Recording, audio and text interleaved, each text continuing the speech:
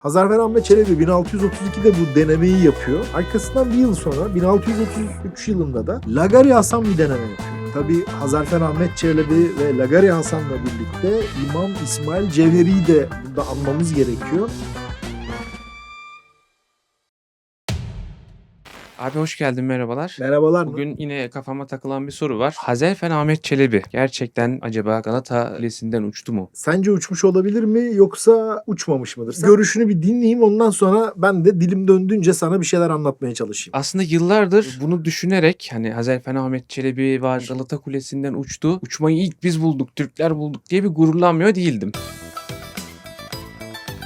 Ama gelen yorumlar, iddialar bakıldığında çok da mümkün görünmüyor sanki. Uçmuş olabilir fakat yere indi mi sağlıklı bir şekilde o meçhul. Gel böyle bir teknik olarak ne olabiliyor? Ben de dilim döndüğünce sana açıklamaya çalışayım. Filmi de yapıldı biliyorsun Hazarfen'in. Hatta Hazarfen diye İstanbul'da ufak bir meydan da var. Havaalanı var. Bu havaalanında da uçuş eğitimi veriliyor. Büyükçekmece Gölü'nün yanında. Böyle bir alt bilgiyi geçtikten sonra ben şimdi biraz havacılık açısından değerlendirdim. İTÜ'de mühendislik fakültesi olması lazım. Tam önünde de bir heykeli var Hazarfen'in. Kollarını açmış Çünkü şekilde. oradaki geleceğin uçak mühendislerine biraz ilham vermesi lazım. Havacılıkta şöyle düşünün. Bir kağıt uçak yapalım. Tamam mı? Bir kağıt uçağı yaptık. Atıyoruz. Attıktan sonra belirli bir miktar hani tam düz uçmuyor. Aslında böyle süzüle gidiyor. Şimdi o devirde motor yok. Ne yapacaksınız? Böyle bir kuş kanadı gibi bir şey olacak üzerinizde. Atlayacaksınız belirli bir yükseklikten süzüle bir yere gideceksiniz. Şimdi iddiaya göre, ki bu iddianın sahibi aslında Evliya Çelebi'nin yazdığı Seyahatname kitabı. O anlatıyor. O görmüş veya birinden duymuş. Bunu kayda almış. O zaman yıl 1632 yılı ve 1632 yılında Hazarfen Ahmet Çelebi bir kanat tasarımı yapıyor. İşte kuşların tüylerini kullanıyor. Çok hafif malzemeler kullanıyor ve bunun süzüleceğini düşünüyor. Nedir? Hava aracı. Bir yerden attın. Aynı kağıt uçak gibi. Yelken kanatlar, planörler, yamaç paraşütleri, bunlarda motor yok. Bir de tabii motorlu olan yamaç paraşütü var. Motorlu olan planör var veya ufak bir motorla havada uçan yelken kanatlar var. Bir yerden süzülecek. Bu soruları tabii sen pat diye soruyorsun ama biz önceden konuşuyoruz seninle. Planlama yapıyoruz nedir falan. Ben biraz araştırma yaptım. Galata Kulesi'nden Üsküdar'ın meydanına iniyor. Kuş uçuşu baktığın zaman aradaki mesafe 1358 metre. Yani yaklaşık 3,3 kilometre. Bir hava aracını attın. Bir süzülme oranı. Günümüzde de o Hazarfen Ahmet Çelebi'nin yaptığı tasarımı ben bir yelken kanada, hand glider İngilizcesi. Yelken kanada çok da güzel bir kelimeyle Türkçemizde yer bulmuş. Yelken kanata benzetiyorum. Günümüzün gelişmiş iyi yelken kanatlarının ortalama süzülme oranları 15'e 1. Yani 1 metre irtifayı kaybederken 15 metre ilerliyor. Tabii bir de şeye merak ettim. Galata Kulesi şu an ne kadar? Şu anda da Galata Kulesi'nin yüksekliği 220 metre 80 santimetreymiş. Hadi kubbesini de çıkartalım edelim. O zaman biraz daha şekli değişikmiş. Ama neyse şimdi doğru kabul edelim. 220 metrenin üzerinden çıktı, o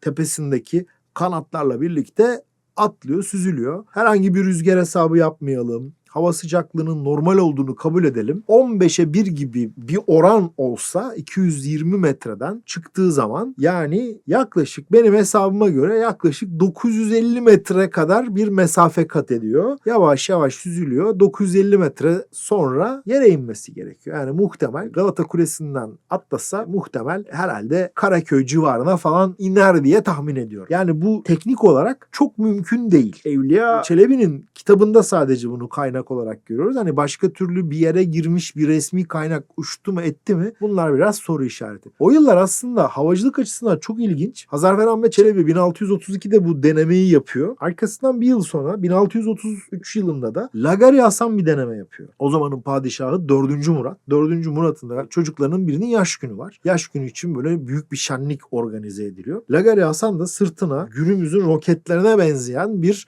sistem yapıyor. Ateşliyor bunu. Yerden yaklaşık 300 metre yukarı çıkıyor. Paraşüt benzeri bir sistemle bu irtifaya çıktıktan sonra süzülerek iniyor. Toplam 20 saniye sürüyor bu uçuş. Bu açıdan da Türk havacılık tarihinin aslında bir roket denemesi oluyor. Bu da Evliya Çelebi'nin kitabında var. Ne kadar iki olay da doğru, ne kadar değil, bunu bilemiyoruz. Keşke o zamanın kanıtları olsa, keşke video olsa, fotoğraf olsa, bunların kanıtları günümüze ulaşsa. Ama sonuçta bunlar Türk havacılığı için atılmış adımlar. Her ne kadar ispatı olmasa da biz Türk havacılığının buralardan başladığını kabul ediyoruz. Tabii Hazarfen Ahmet Çelebi ve Lagari Hasan'la birlikte İmam İsmail Cevheri'yi de burada anmamız gerekiyor. Aslında ilk tarihe geçen uçuş denemelerinden birini yapıyor. 1010 yılında Nişabur'da kendisi caminin üzerine çıkıyor. Tahta bir kanat tasarlamış. Onlarla birlikte atlayarak uçmayı hedefliyor. Fakat ne yazık ki bu uçuş başarılı olmuyor ve kendisi orada düşerek hayatını kaybediyor. Belki de ilk havacılık şehidimiz İmam İsmail Cevheri. Bilemiyoruz, bunlar da tarihe düşülmüş önemli notlar. Demek ki düşündüğümüz gibi çok mümkün olmuyor ama yine bizi hayal olarak düşünerek ilham almaya devam edeceğiz değil mi? Bazı şeyler semboldür. Bakış sağlar, hedefleme sağlar. Bu açıdan Hazarfen'in, Lagari Hasan'ın, İmam Cevheri'nin çok çok önemli yaklaşımları, buralardan feyz alıp işi biz gençlerin, ben de kendimi de kattım gençlerin arasına, daha ileri götürmemiz gerekiyor.